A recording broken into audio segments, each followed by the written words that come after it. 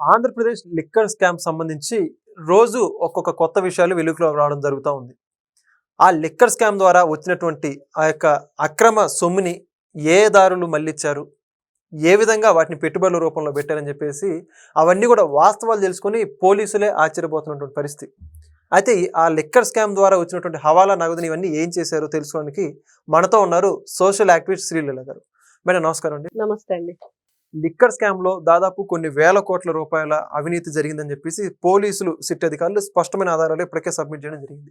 అయితే ఇప్పుడు ఆ మనీ అన్నిటి కూడా ఎక్కడ పెట్టుబడుల రూపంలో పెట్టారో ఒక్కొక్కటిగా రోజుకు కొన్ని కొన్ని కొత్త విషయాలు వెలుగులోకి వస్తూ ఉన్నాయి.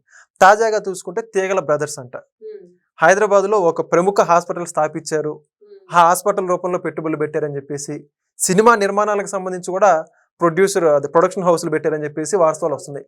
ఆ ప్రొడక్షన్ హౌస్లు ఏంటి, ఈ తీగల బ్రదర్స్ హాస్పిటల్ స్టోరీ ఏంటి, మొత్తంగా ప్రస్తుతం హైదరాబాద్ లో పెట్టుబడుల సంగతి గురించి మీరు ఏమంటారు? నిజంగా దీని గురించి చెప్పుకోవాలంటే ఈ రోజున అంటే వైఎస్ఆర్సిపి ఎంటర్టైన్మెంట్స్ వైఎస్ జగన్మోహన్ రెడ్డి సమర్పించు మా మద్యం తాగండి మధ్యలోనే పోండి. నిజంగా అదే కనిపిస్తుంది ఈ రోజున రాష్ట్ర వ్యాప్తంగా. చెప్పుకోవటానికి ఏదో మనకి ఈ రోజున అనిపిస్తుంది, కానీ ఎంతమంది జీవితాలతో వీళ్ళు ఆటలాడారు, ఎంతమంది జీవితాలు మద్యం తాగి మధ్యలోనే ముగిసిపోవటానికి వీళ్ళు ఆ మద్యం డబ్బుల్ని ఎటువైపు మళ్ళిస్తున్నారు.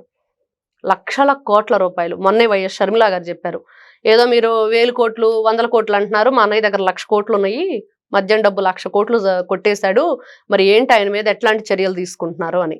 మరి ఈ రోజును చూస్తూ ఉంటే పాత సినిమాల్లో అసలు బాసును పట్టుకోవాలంటే చాలా టైం పట్టేది, కానీ ఈ రోజున అసలు బాస్ కన్నా కూడా అసలు మధ్యలో ఎవరైతే ఉన్నారు ఈ చిన్న చిన్న దొంగలందరూ, వీళ్ళని పట్టుకోవడానికి ఈ రోజున ఒక సస్పెన్స్ థ్రిల్లర్ మూవీ ఇది. ఎప్పటికప్పుడే నిజంగా ఏదైనా మూవీ చూస్తున్నా కూడా ఇంత మనం సస్పెన్స్ ఫీల్ అవ్వమేమో, కానీ ఈ ఏదైతే వైఎస్ఆర్సిపి ఎంటర్టైన్మెంట్స్ జగన్మోహన్ రెడ్డి సమర్పించు మూవీ ఉందో దీంట్లో మాత్రం ప్రతి క్షణం ఉత్కంఠంగా ఉద్విగ్నంగా సాగుతుంది. ఎందుకు అంటే జగన్మోహన్ రెడ్డి ఒక్కడే ఒకప్పుడు మనం చెప్పుకున్నాం, ఆయన వైఎస్ జగన్మోహన్ రెడ్డి వైఎస్ భారతి రెడ్డి ఖచ్చితంగా ఉంటారు, వాళ్లే అంతిమ లబ్ధిదారులు అనేది. కానీ ఈ అంతిమ లబ్ధిదారుల దగ్గరకి డబ్బులు చేర్చడానికి, అదే విధంగా బ్లాక్ మనీని వైట్ గా మార్చడానికి వీళ్ళు ఎంచుకున్న దారులు హాస్పిటల్స్, సినిమా, మరి అదే విధంగా చూస్తే హోటల్స్, మరి అదే విధంగా చూస్తే బంగారం, మరి ల్యాండ్. అసలు ఒకటి కాదు అంటే వీళ్ళు ఎంత తెలివైన దొంగలో మనకు అర్థమవుతుంది, ఎంత తెలివిగా దోచుకుంటారు. మరి 3 తరాలుగా జగన్మోహన్ రెడ్డి దగ్గర మరి సిఐగా అతను చార్ట్ అకౌంట్ గా చేశాడంటే మరి ఎంత బుర్ర ఉపయోగిస్తే వీళ్ళ డబ్బులన్నీ కూడా దాచుకుంటూ కాపాడుకుంటూ వచ్చారనేది మనకు క్లియర్ గా అర్థమవుతుంది. మరి అదే విధంగా చూస్తే ఓఎస్డి కృష్ణమోహన్ రెడ్డి, మరి ఇతని దగ్గరున్న బాలాజీ గోవిందప్ప వాళ్ళ సిమెంట్ డైరెక్టర్ భారతీ సిమెంట్ కి, మరి అతను చూస్తేనేమో ఇంకో అతను ధనుంజయ రెడ్డి, అతను మాజీ ఐఏఎస్ ఐపీఎస్ అంటున్నారు.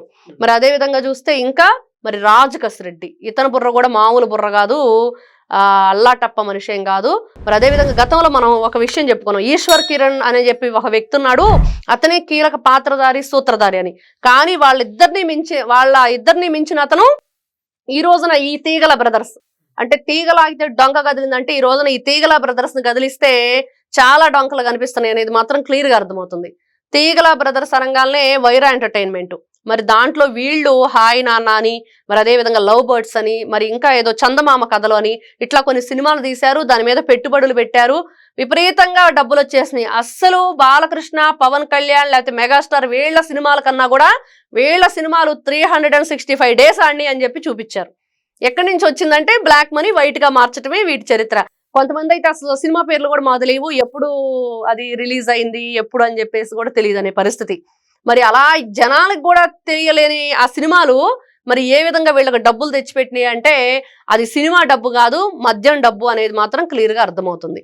అంటే మనం చూసాం నిన్న ఏదైతే టీ గ్రిల్స్ అని, మరి ఆ హోటల్కి సంబంధించి కూడా రాజకస్ రెడ్డి భార్య మరి చాలా ఏదైతే హాస్పిటల్ సంబంధించి డైరెక్టర్ గా ఉందంటే, వీళ్ళు కూడా ఇప్పుడు ఏదైతే మనకి గచ్చిబౌలిలో ఒక హాస్పిటల్ పేరు అరేటా హాస్పిటల్, మరి అది చూస్తుంటే 5 స్టార్ హోటల్ కాదు 7 స్టార్ హోటల్ లాగా ఉంది. అసలు నిజంగా అది హాస్పిటల్ అంటే ఎవరు నమ్మని పరిస్థితి అని చెప్తున్నారు. నిజంగా ఇంత గొప్పగా కట్టడానికి కారణం ఏంటంటే మద్యం డబ్బు, ఈ మద్యం డబ్బుతోనే ఇది కట్టారు అనేది క్లియర్గా అర్థమవుతుంది. అంటే జగన్మోహన్ రెడ్డి బ్యాచ్ ఏదైతే ఉందో వీళ్ళంతా కూడా ఎంత తెలివిగా దొంగతనాలు చేశారో, ఎంత తెలివిగా దోచుకున్నారో, ఎంత తెలివిగా ఆ డబ్బుని బ్లాక్ మనీని వైట్ గా మార్చడానికి చూశారు అంటే ఆ తెలివితేటలు ఈ రోజున వీళ్ళు దొరికిపోయారు అడ్డంగా. చూస్తూ ఉంటే ఎలా అనిపిస్తుంది అంటే జులై సినిమాలో బ్రహ్మానందం మరి అతను రాజేంద్ర ప్రసాద్ చెప్తూ ఉంటాడు, ఏ దొంగతనం చేసినా కూడా దొరికిపోవటం వీడి స్పెషాలిటీ అని.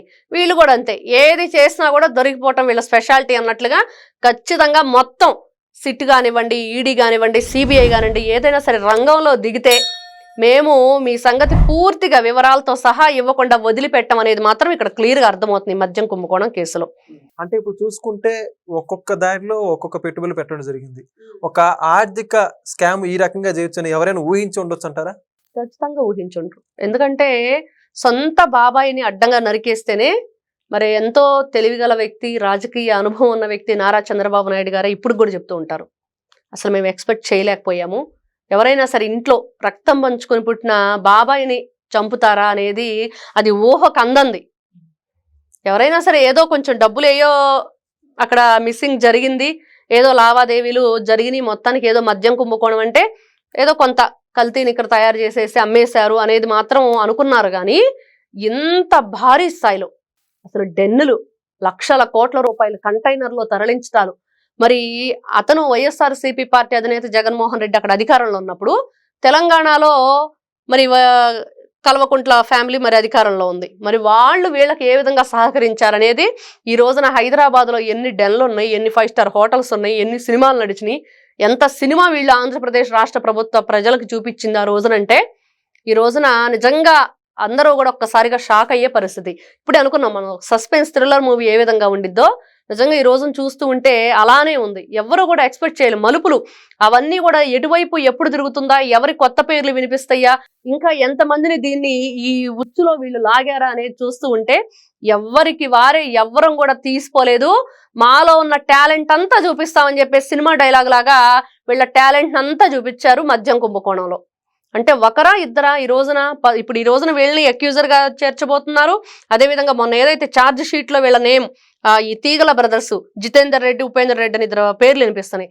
వీళ్ళని దాంట్లో కూడా ఛార్జ్ షీట్ లో పేర్లు నమోదు చేయడం జరిగింది. అదేవిధంగా ఇంకా కొత్త వాళ్ళు ఎవరు రాబోతున్నారు అంటే ఈ రోజున రాజ్ కసిరెడ్డి, ఈశ్వర్ కిరణ్ కన్నా కూడా వీళ్ళిద్దరూ మరి ఎవరైతే దివ్య రాజ్ కసిరెడ్డి భార్య ఉందో మరి ఆవిడ కూడా దీంట్లో ఇన్వాల్వ్ అయి ఉంది.